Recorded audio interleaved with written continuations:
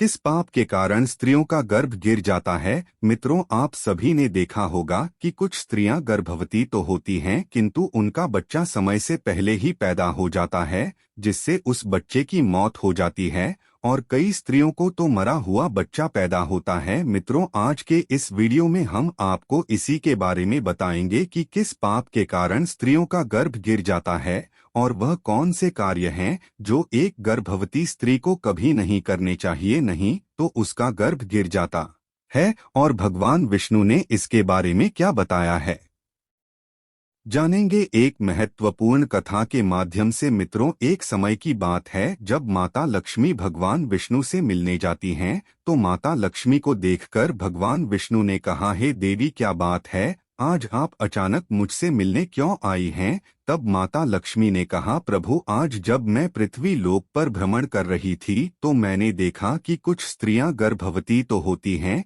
किंतु समय से पहले ही उनका गर्भ गिर जाता है। प्रभु, इसे देखकर मेरे मन में दो प्रश्न उठ रहे हैं और आज मैं आपसे उन्हीं दोनों प्रश्नों का उत्तर पूछने के लिए आई हूं। तो भगवान विष्णु ने कहा, हे देवी, तुम्हारे मन में जो भी प्रश्न है मुझे निश्चिंत होकर बताओ, मैं तुम्हारे दोनों प्रश्नों के उत्तर अवश्य ही दूंगा। तो माता लक्ष्मी ने कहा, प्रभु, मेरा पहला प्रश्न यह है कि किस पाप के कारण स्त्रियों का गर्भ गिर जाता है और उस स्त्री के बच्चे की मृत्यु हो जाती है, और मेरा दूसरा प्रश्न यह है कि कौन सी स्त्री के भाग्य में पुत्र की प्राप्ति नहीं होती है और वह पूरा जीवन निसंतान रहती है। तो भगवान विष्णु मुस्कुराते हुए बोले, हे देवी, आज आपने इन प्रश्नों का उत्तर पूछकर संपूर्ण मानव जाति का कल्याण कर दिया है, किंतु इस प्रश्नों का उत्तर मैं आपको एक कथा के माध्यम से दूंगा और इस कथा को सभी स्त्रियों तथा सभी पुरुषों को अवश्य ही सुनना चाहिए, क्योंकि इस कथा को सुनकर आपको पता चल जाएगा कि किस श्राप के कारण स्त्रियों का गर्भ गिर जाता है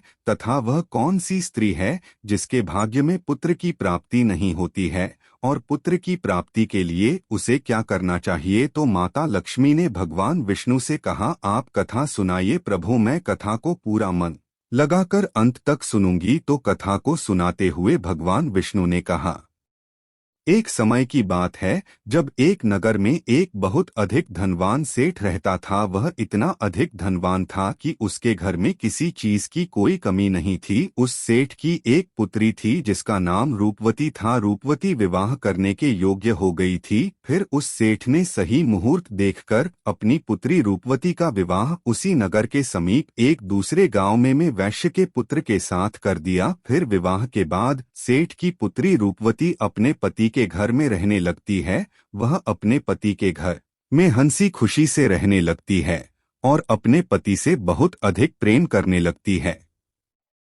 रूपवती की सास का नाम सुनंदा था। सुनंदा बहुत ही दुष्ट स्वभाव की थी। रूपवती अपने घर से दहेज में बहुत सारा सोना चांदी लाई थी, इसीलिए सुनंदा अपनी बहू रूपवती का झूठ मूठ का सम्मान करती थी और हमेशा उससे मीठी मीठी बातें करती रहती थी और रूपवती से अपने मायके से कुछ ना कुछ लाने को कहा करती थी। रूपवती अपनी सास की बात मानकर अपने पिता से कहकर वह सोना चांदी, घोड़े, गाय, बैल, अनाज आदि चीजें मंगवाया करती थी और उसके पिता भी मना नहीं करते थे और सभी सामान दे देते थे, जिसके कारण रूपवती की सास उससे बहुत खुश रहती थी। फिर इस तरह रूपवती की सास का लालच दिन प्रतिदिन बढ़ता जा रहा था और वह रूपवती के मायके का सब कुछ हड़पना चाहती थी, क्योंकि उस सेठ का कोई पुत्र नहीं था, इसीलिए सारा कुछ रूपवती का ही था। फिर इस तरह काफी दिन तक चलता रहा और उसकी सास उसे अपनी बातों में बहला फुसलाकर उसके मायके से सारी सामानें मांगा लिया करती थी।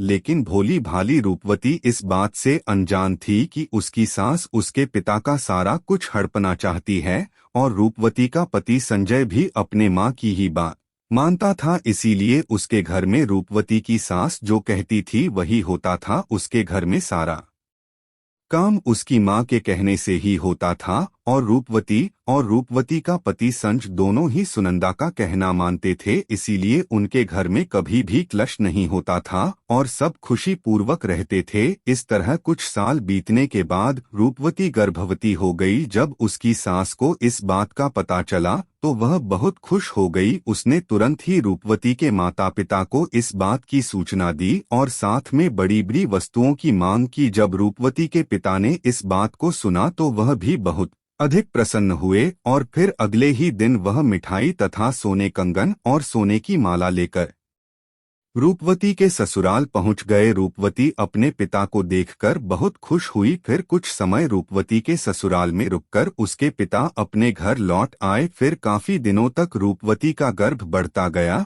और रूपवती की सास उसका बहुत अच्छी तरह से ख्याल रखने लगी तथा उसे समय समय पर फल फूल खिलाती रहती थी और घर का सारा काम खुद करती थी। रूपवती को कोई भी काम नहीं करने देती थी, इसीलिए रूपवती पूरा दिन घर पर आराम करती थी।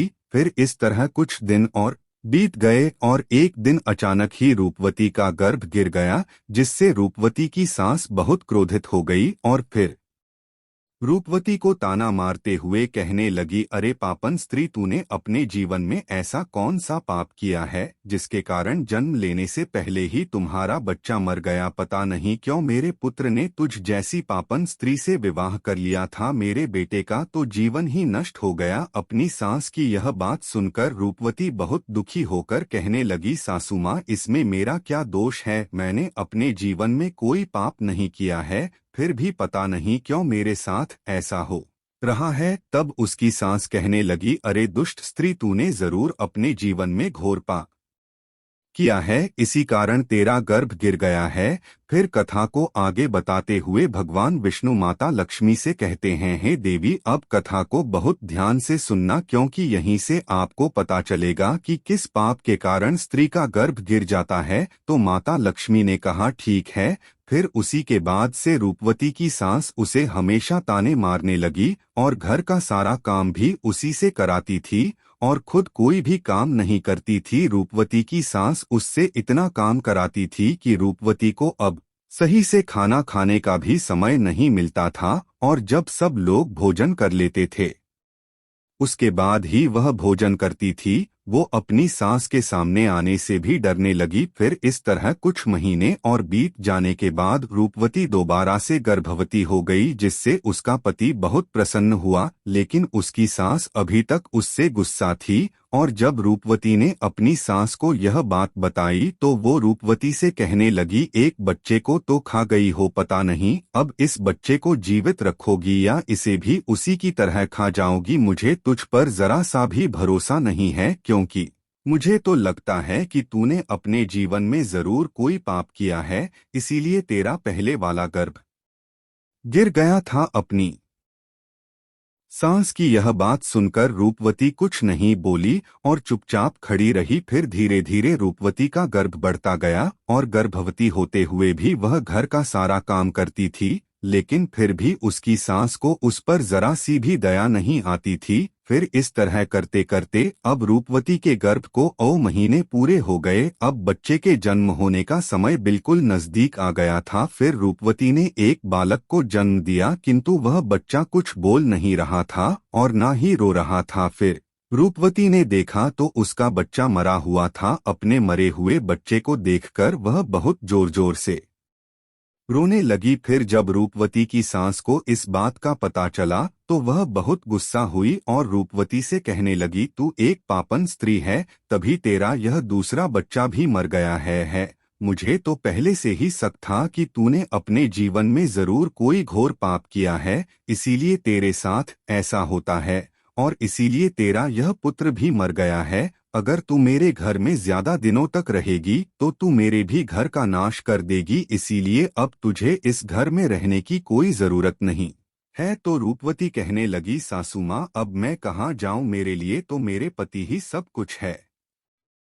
मैं उन्हें छोड़कर कहीं नहीं जा सकती हूँ। मैं अपने पति से बहुत प्रेम करती हूँ, इसीलिए आप मुझे इस घर से मत निकालिए। मैं घर का सारा काम करूँगी और इसी घर के किसी कोने में पड़ी रहूँगी। आप जो भी काम कहेंगी मैं वह सब कुछ करूँगी, बस आप मुझे घर से मत निकालिए, क्योंकि मैं अपने पति के बिना एक पल भी नहीं रह सकती हूँ। तो उसकी सास बोली, अरे पापन स्त्री, अगर तू अपने पति के बिना नहीं रह सकती तो कहीं पर जाकर मर जा, लेकिन अब तुझे मैं इस घर में एक क्षण भी नहीं रहने दूंगी। इतना कहकर रूपवती की सास रूपवती को धक्के मारकर घर से बाहर कर देती है। फिर रूपवती घर के बाहर बैठी रहती है, लेकिन उसकी सास ने घर का दरवाजा नहीं खोला। फिर वह घर के बाहर बैठकर अपने मन में सोचने लगी, अब मुझे यहाँ से अपने मायके ही जाना पड़ेगा। फिर इतना सोचकर वह अपने मायके चल देती है। तभी रास्ते में एक जंगल पड़ता है, तो वह जंगल में रास्ते से अपने मायके जा ही रही थी, तभी बारिश होने लगती है।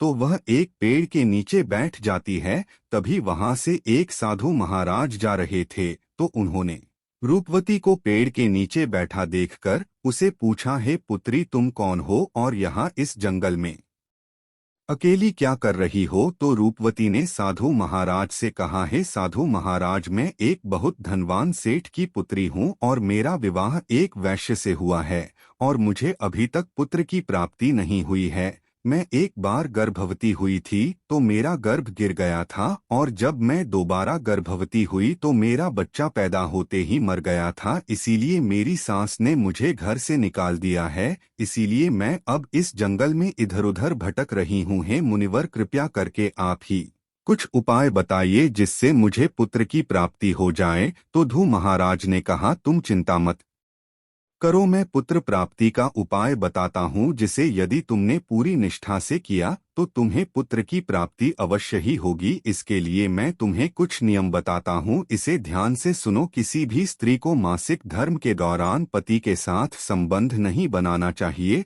और पति को स्पर्श भी नहीं करना चाहिए, इससे संतान गर्भ में ही गिर जाती है। गर्भ धारण की हुई स्त्री को भगवान की पूजा अर्चना करते रहना चाहिए तथा उसके मुख पर सदैव ही प्रसन्नता होनी चाहिए। साथ ही गर्भवती स्त्री को कभी भी दुखी और निराश नहीं रहना चाहिए, क्योंकि दुखी रहने पर संतान पर बुरा प्रभाव पड़ता है। और गर्भवती स्त्री को कभी दूसरों के घर का भोजन नहीं करना चाहिए तथा जितना हो सके अपने ही घर में रहना चाहिए। एक गर्भवती स्त्री को कभी भी डरावनी चीजें नहीं देखनी चाहिए, क्योंकि इससे संतान पर बुरा प्रभाव पड़ता है। और गर्भवती स्त्री को अच्छा भोजन करना चाहिए, जिससे संतान तम गुणवान होता है। जो भी स्त्री इन नियमों का पालन करती है वह उत्तम पुत्र को प्राप्त करती है, और जो स्त्रियां इन नियमों का पालन नहीं करती हैं उनका गर्भ गिर जाता है। फिर साधु महाराज ने कहा, है पुत्री, अब मैं तुम्हें पुत्र प्राप्ति का उपाय बताता हूँ, इसे ध्यान से सुनना तो तुम्हें पुत्र की प्राप्ति होगी। तो रूपवती ने कहा, जी महाराज। तो साधु महाराज ने कहा, किसी भी स्त्री को पुत्र प्राप्ति के लिए मासिक धर्म के प्रथम 4 दिनों में पति पत्नी को मिलन नहीं करना चाहिए, क्योंकि ऐसा करने से दुराचार पुत्र होता है। और 5वीं रात्रि में मिलन करने से पुत्री की प्राप्ति होती है तथा 6ठी रात्रि में मिलन करने से पुत्र रत्न की प्राप्ति होती है। 7वीं रात्रि में मिलन करने से वंध्या पुत्री होती है तथा 8वीं रात्रि में मिलन करने से बलशाली पुत्र की प्राप्ति होती है। 9वीं रात्रि में मिलन करने से सुंदर कन्या की प्राप्ति होती है तथा 10वीं रात्रि में मिलन करने से विद्वान और अति श्रेष्ठ पुत्र की प्राप्ति होती है। 11वीं रात्रि में मिलन करने से सुंदर आचरण वाली कन्या प्राप्त होती है। 12वीं रात्रि में मिलन करने से गुणवान पुत्र होता है।